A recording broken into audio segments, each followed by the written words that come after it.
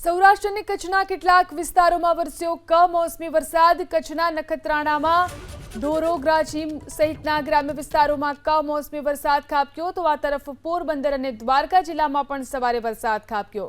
દ્વારકા, કલ્યાણપુર અને આસપાસના ગામોમાં હળવો વરસાદ નોંધાયો।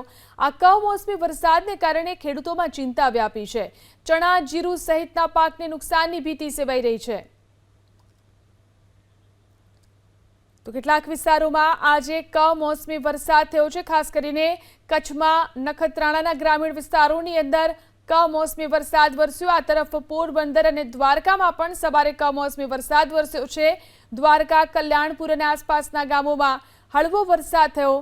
આ કમોસમી વરસાદને કારણે ખેડૂતોની ચિંતા વધી છે। ચણા, જીરું સહિતના પાકમાં નુકસાન જવાની ભીતિ સતાવી રહી છે। તો કમોસમી વરસાદ કચ્છ અને સૌરાષ્ટ્રના કેટલાક વિસ્તારોમાં